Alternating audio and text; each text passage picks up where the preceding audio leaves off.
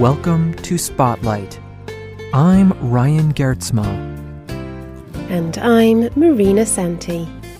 Spotlight uses a special English method of broadcasting. It is easier for people to understand, no matter where in the world they live.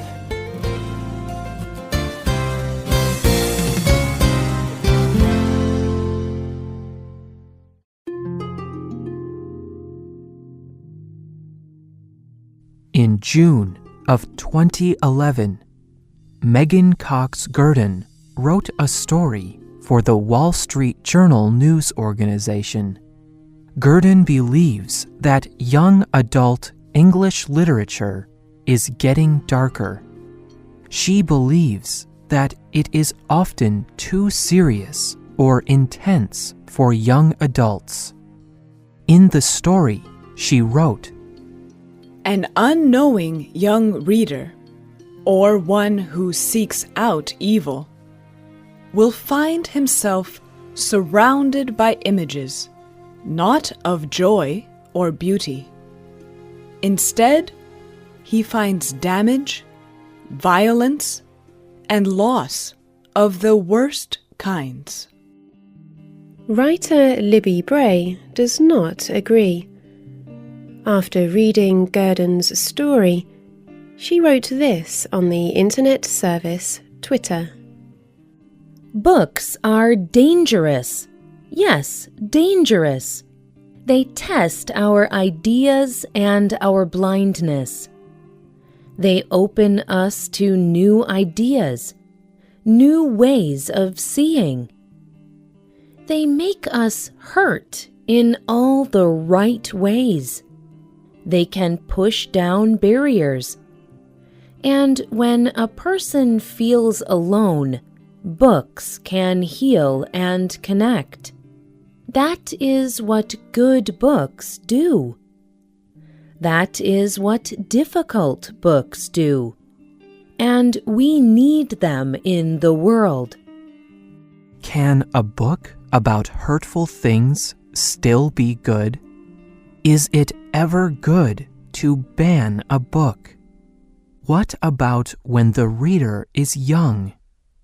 Today's Spotlight is on the complex issue of book banning.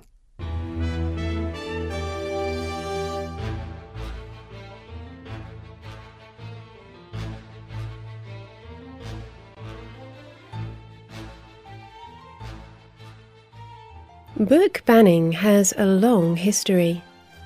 Over time, many cultures have banned books for many reasons. One of the earliest known examples is the banning of Homer's famous book, The Odyssey.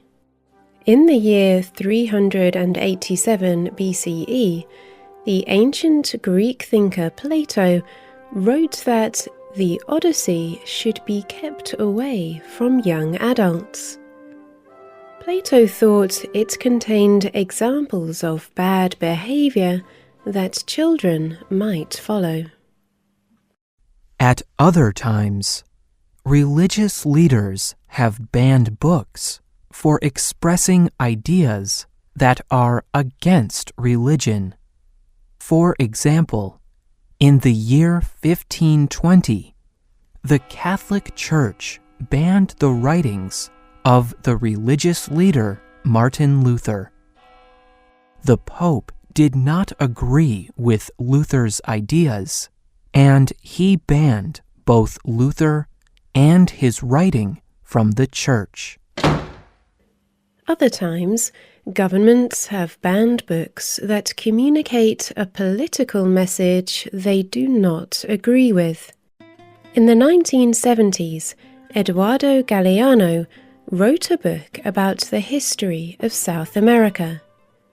It is called The Open Veins of Latin America. In 1973, the military took control of the government in Galeano's home country, Uruguay. After this, the government banned his book, and Galeano was forced to leave the country. Galiano and many writers in Uruguay were threatened with death if they did not write what the government liked. He believes that being able to talk about the government is important for making people think. Galiano told the magazine in these times, "We had to choose between silence and shame. We could stay alive if we lied, or we could be quiet. We decided to be completely quiet and show that we were not free. Many writers died or disappeared or went to prison or went into exile. We showed that it was possible to have a different idea of culture." Galiano thought all people should have the freedom to speak truth. He also thought people should have the freedom to question authority.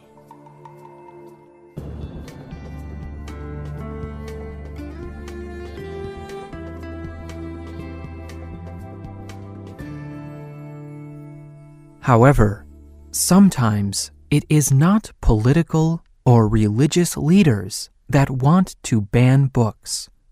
Sometimes it is just parents, teachers, or local officials. And they want to ban books because they think particular books are dangerous for children. In 1818, Thomas Bowdler printed a family version of William Shakespeare's most famous plays. Bowdler removed parts of the plays that he thought were too shocking for families with young children to read. Much like Plato in ancient times, Bowdler wanted to protect children and young adults. And today, many parents, teachers, and local officials still struggle with the issue of book banning. In the past 75 years, more and more English writers have begun to write literature particularly for young adults. These stories are not children's stories. Instead, they are long and complex stories written for young adults between the ages of 10 and 18 years old. The characters in young adult literature are often young adults. And the books are often about things that affect the lives of the 10 to 18-year-olds. Many times, the stories are set in schools or homes, similar to the real life of the reader. Like in literature for adults, young adult books often discuss hard things. The stories can include drugs, sex, and violence, or bad language and bad behavior. Some parents do not like their children reading about these hard issues. So often, parents, teachers, and government officials decide what is good for children to read. Megan Cox-Gurdon, the writer from the beginning of this program, believes that banning some books from young adults may be a good idea. She worries particularly when young adults read literature about self-harming behavior, like drinking too much alcohol or cutting yourself to deal with strong emotions.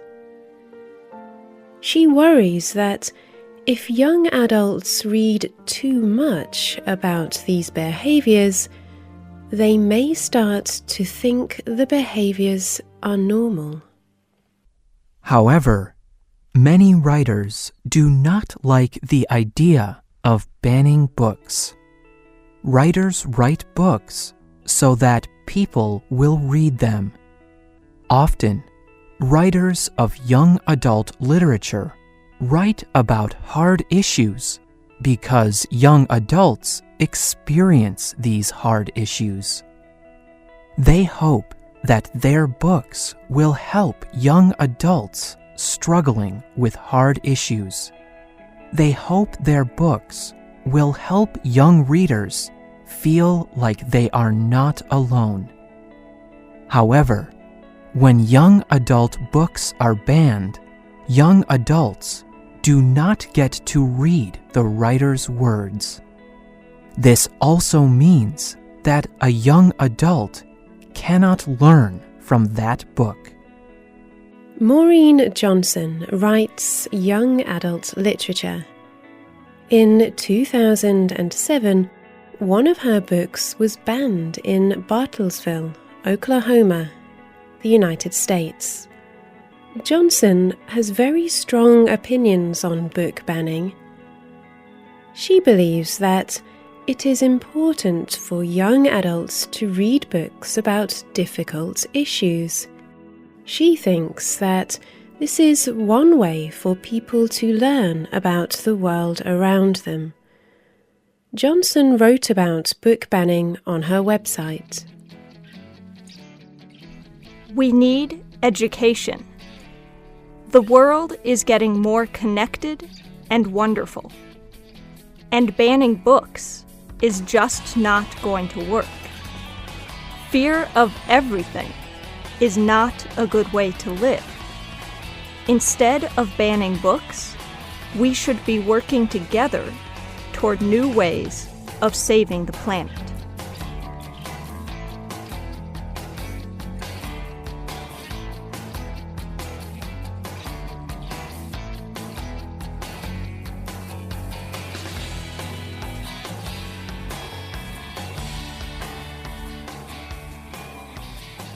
What do you think about banning books?